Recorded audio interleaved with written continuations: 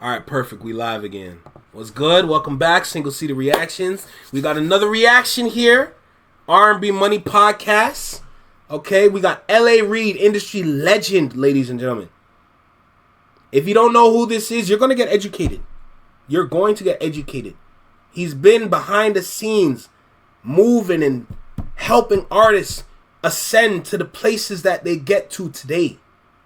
So to have him as a guest here, as a sit down, this is very impactful. All right? So I don't want to waste no more time at the top. Let's get into this conversation. And let's let it rock. All right? Let's go. In the past, not that distant past, but we were talking earlier about Dick Griffey. Mm-hmm. We talked about Berry Gordy. Yes. We talked about Gerald Busby. Mm-hmm. We talked about black leaders who were the curators of the music that we loved, right? And that is all but missing.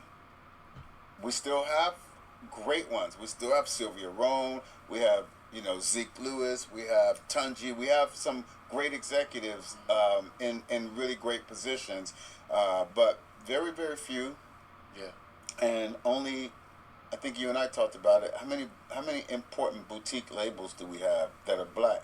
Because that's where the community is built from, right? Absolutely. You started at Blackground, right? Yep. Right? Boutique. Yeah. A boutique, right? And the artists I had started at LaFace, and there was Uptown artists, and there was Death Row artists, there was Motown artists, and there was Stax artists, and there were like, and that was where black music was nurtured, curated, and it wasn't, no disrespect to anybody, but it wasn't so much us asking for permission. Because people that looked like us were making those decisions. And I want to stop it right there. That helps my argument. What we lost as a culture is having individuals like him at the gates to let us through so we can get our message out there through the music. We are missing individuals like Reid in the music industry. Earlier he talked about boutique labels. A prime example of that is TDE, even Death Row Records, right? But TDE with Top Dog, he's the gate. Now you got to remember, because he has such a good network and has wonderful rapport with the individuals that he knows, it's very easy for Top Dog to strategize and place his artists in different areas to be successful. We're missing that in everywhere in the music industry. We need more people like that. The reason why our music has been trash is because whoever's at the top of these labels are not like us, for real. Y'all see what I'm talking about though? This whole time, okay, how about this? I know a lot of people would remember this. If you don't know, that's fine. But y'all remember when Bobby Shmurda was in that meeting room promoting his music to the people around the table, and he jumped on that table to get them lit, to understand like this is what my music do to people. This is what the kind of music I want to put out. Everybody's sitting at that table like, okay, I see your influence. You clearly have a negative influence to your character, but the way you deliver it is so fun and it looks so great. We could use that to our advantage to say, if we get more people to do what you do, then the influence that we have overall would be like we're pushing negativity, and we know for a fact when it comes to pushing negativity, the more that you push it is the more that it spreads, the more that it expands, the more that it will influence everything. Why do you think we have YNs? Why do you think YNs exist?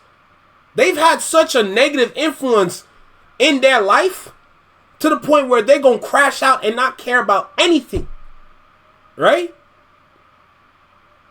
That's what's been going on with the music. That's why the music's been on a decline in 2023. People finally got tired. Bro, like, I can't believe what's going on right now. I ain't gonna lie to you. And here's the thing, I don't even know where this is gonna go. But as long as we have those people at the gates, mind you, not asking for permission, like what LA is saying, right? Let me make it clear. Asking for permission means you have this project. Okay, say this notepad is the project you've been working on. You have this project. Everything is labeled. All the numbers are here. Everything has been worked out already. All they got to do is read it and understand it and green light it. That's all they got to do. But because you have to ask somebody that is not of culture, they're going to read it, they're going to look at it, they're going to flip through it. They're going to say, I'm going to be honest with you. I'm looking at this right now and I really don't care. I want a pop hit. Can you give me a pop song? I need a pop song that we need to push on the radio. Give me something from one of those black females that they can really, like, that they can put out there to kind of influence all the black girls out there. I need one of those. A prime example of that is the Doechii record. What it is, what's up? Every good girl really needs a, you know what I'm saying? Like that song. Y'all remember that song? Y'all forgot that was Doechii. Hold on, right here. Right here, focus up in a small box, you hear me? In a small box. Y'all remember that song? Okay? Y'all see how Doechii kind of got into the industry? And you see how when you play the American game, like what Kendrick had on display at the Super Bowl, that you can get that Grammy Award and deliver the music that you want to deliver. But you got to play their game first. That's what music is today. For you to get your real true self out there, you got to present something that is not you.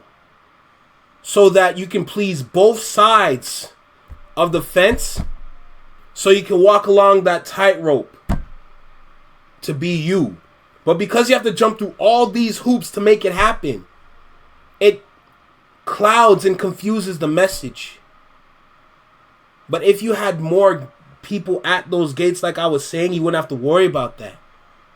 And then we can get our music out there like it's like the 90s, the 2000s, even the 80s. You know? I'm just saying. You know what I'm saying? I'm just saying. But I want to play more of this because they really talk about some ish on here for real. I highly recommend y'all check this out. Tank has got something here for real, bro. Oh, that is the wrong button. Anyway. Look how different the industry looked then. So the moment we just talked about when we said Guy and I'll Be Sure and Keith Sweat and Babyface and Heavy D and the Boys and I could keep going on and on and Boyz II Men, right? Guys, those are black people making decisions about the music we heard on a national, international level. That is all but dead. So if you look at the Grammy stage, what you see missing is people that look like us. That's what's missing. Wow. And it's changed music. Because all the music decisions are now being made by mostly white men. So look at the stage. The artists are great, by the way. I love Chaperone. I fucking thought Benson Boone was incredible. I really did. I love the artist, right? I really love Doechii, by the way. So she's an exception to every rule. Right. Doechii. She fucking exception to every rule. But Doechii is also boutique. From a boutique. Thank you. That's Top Dog, right? Yep. Top Dog. Thank you. Top Thank Dog, you. Punch. Yep. Like you're not wrong with yourself. The TDE tree. Yeah. Even going to Kendrick. Thank you. Because that's my point. Your CDE tree gave us Kendrick. It gave us Doechii. Yeah. Right. SZA. Who that man is. Yeah. Bro, you can't make this up, bro. I'm literally sitting here. I'm like, man, I need to work in the industry, bro. I need to work in the industry because we're gotten to a point where it's just like, bro, I can really talk my piece in these meeting rooms for real. No cap. No, yes, when you sit and think about it, you're right. Dre, Snoop and them, no cap, they've been fighting for a long time. Why do you think they're up there? Like, think about, why do you think they're all up there? They've been fighting, bro. all that's happening behind the scenes. Everybody behind the scenes have been fighting, but the problem is because there's not enough of us, we have to fight multiple different individual battles, damn near by ourselves, up against conglomerates filled with individuals that can easily defend themselves. And we gotta stand there with a knife, not a sword. You got a knife to combatant whoever is there, so you can get a little bit of shine. It's a cold world in the music industry, bro. They've been doing a lot of artists wrong, but at the same time, the artists do it to themselves because of greed. They're going to hear a number and think, I'll take that, not realizing that you've pretty much been put in a 360 deal. Whatever money that you're supposed to make goes to the individuals first before you even get a piece of the pie. This is crazy. Thank you, G. Thank you. But no, like I'm being for real right now. Like, there's not enough people in Canada thinking like this because they're more worried about. Here's what they're worried about in Canada. They're worried about integrating with the gatekeepers at the top. That's what Canadians are worried about. What a lot of Canadians don't understand is that that's a strong level of naivety that keeps them boxed away from themselves because they're acting like something they're not. They're being yes men for the wrong people, to simply put it. If Canadians continue to do this, we're going to look like uncultured fools. That's what Canada's heading towards. Some say we're already there. I say we're almost there. This whole beef that happened in the past year pretty much is a prime example of, if you're on Drake's side, it shows that you have no idea what's going on. And you literally only care about what sounds good from him and not what sounds good to you. You're using him as an influence to dictate how you like music. So when we come around with hip hop now, you're going to hear it and say, this is boring. I don't care about this. Hoes don't love this. The hoes really don't love this for real, when in reality, low-key they do. if we're going to keep it a buck. But it's like a funny game men and women play.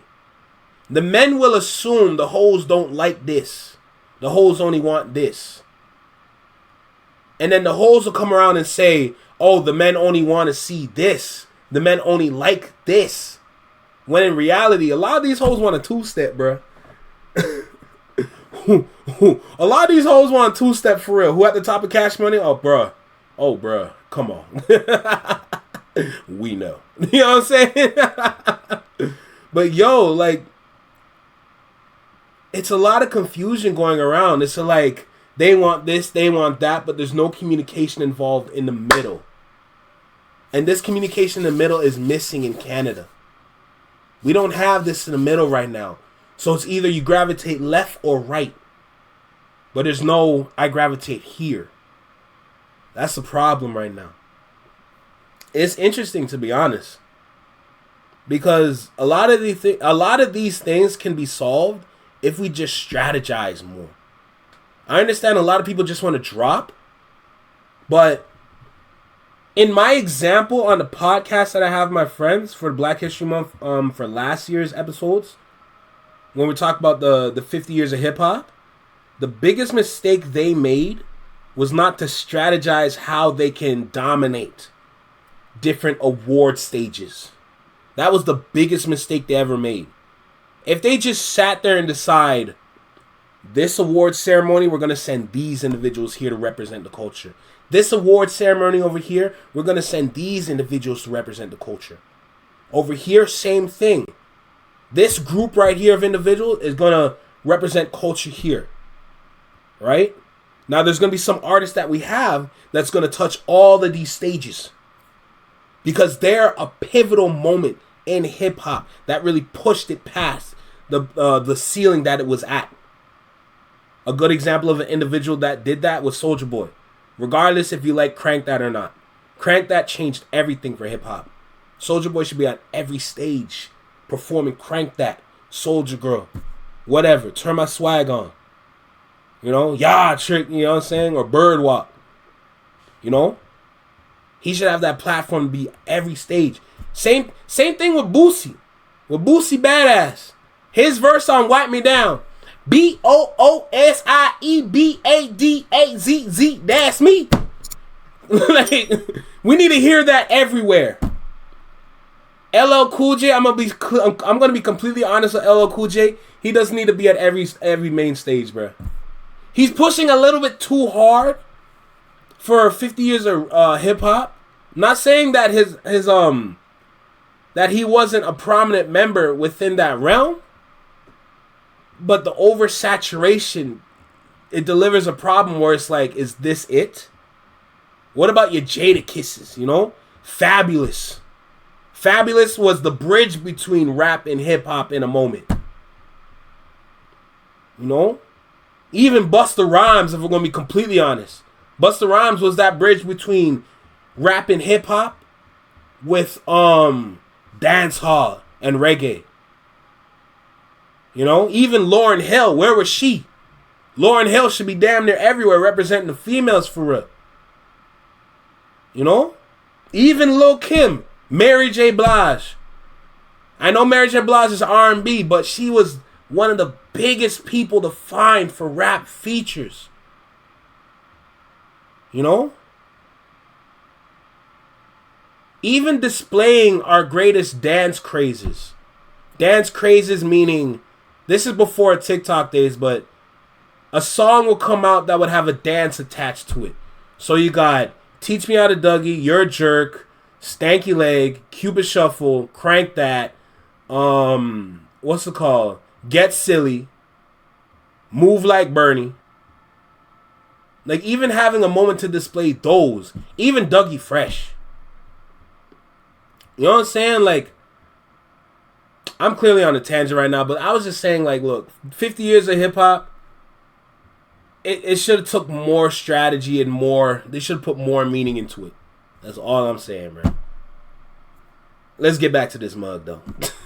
We used to have 10 of those in the industry. Talk about it. We used to have 10 or 15 of those in our industry. Now there's like one or those two. people are wiped out for whatever reason. Yeah. Those people are wiped out and fucking neutered, and look at what it's doing to our industry. And that pisses me the fuck off. Because I love music, man, and I love artistry, and I'm not prejudiced. I signed Avril Lavigne, I signed Pink, I signed Camila Cabello, I signed a lot of people, Megan Trainor. Yeah.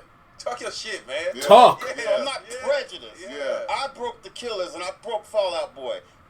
And the Bravery. I do this shit, right? Yeah. So I'm not talking from a racial prejudice standpoint. Talk. I'm saying, guys, there's something that's missing. It's us. We're missing, and it's pissing me off. And I want to see. And it ain't gotta be me.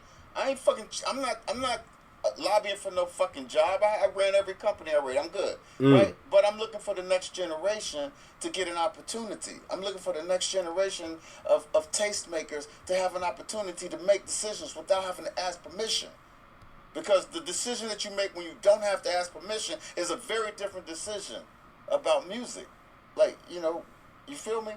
Anyway, Yes, sir. I'm on my soapbox, man. Let me chill out. Preach. I'm on my soapbox. No cap. We matter, man. Preach for real. We matter. What we do matters. The texture, the fabric, it matters. It matters. And the free-for-all at this point, I get it.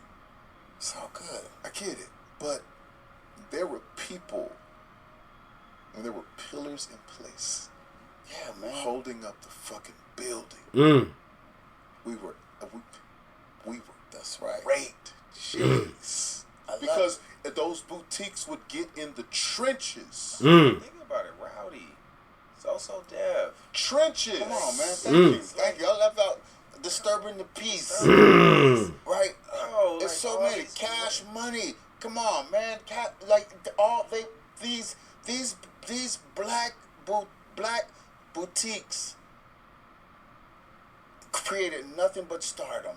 Nothing but. Stardom. And those were not decisions that they asked permission to make. That's talent that came their way and they said yes because they thought it was great. Mm. And that's the difference. Mm. And trust me, none of the stars we're talking about are algorithmic signings. Mm. Not at all. Every Not one even of them close. was somebody who said, I love that. Yeah, nobody got signed up for analytic. Everybody said, I love. Somebody love that. said, I love Tank. Yeah. That same person said, I also love Timberland. And that same person said, I also love Aaliyah. And that same person, right? Taste. That's taste. Barry Gordy said, I love the Temptations, I love Marvin Gaye, I love Stevie Wonder, I love the Jackson 5. That's taste. Right? That's what it was. Top Dog's like, oh, I love Kendrick. Oh, I love SZA too. I love Doechii. He got taste. That man got taste. Cash Money said, I love Lil Wayne. I love Drake. I love Nicki. They got taste. Maybe the best taste there is. Right? That's debatable. That whole thing is gone. Yup.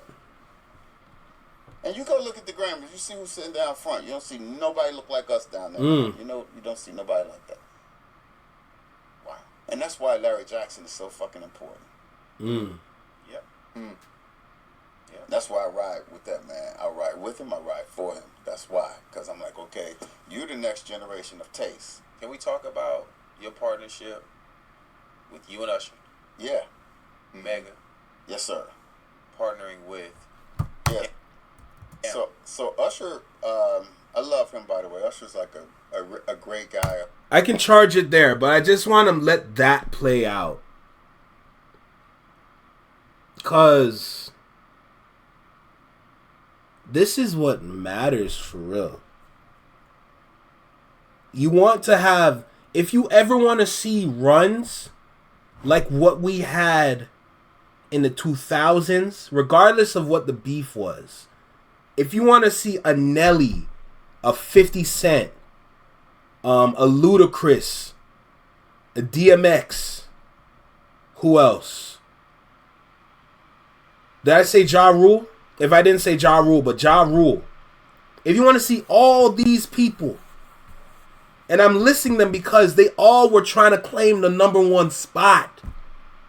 They're trying to claim the best rapper, #1 in album sales, whatever. You can even throw Kanye in there. If you ever want to see all these individuals fight to get to #1, bro, you have to go back in time because you will never have that again. The artists that we have today only care about putting up numbers. They all think they're Westbrook going triple-double for no reason, for no value, no trophy, no title. They only want to put up numbers. I have this many streams. So what? Streams don't matter to us. Streams are not for the artists. But at the same time, the streams are there to confuse the artists. The streams are for the CEOs at the top that don't understand the importance of how cultural music can change everybody.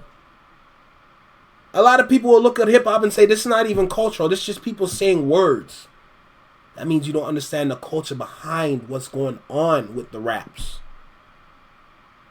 But we've strayed away from that so much to the point where it's like, yo, we don't even see hip-hop as a culture no more. We just see it as a genre. Even though, whether if you want to look at the 4 or 6 pillars of hip-hop, every pillar is a different part of culture that is all under the umbrella of hip-hop. You know? Whew.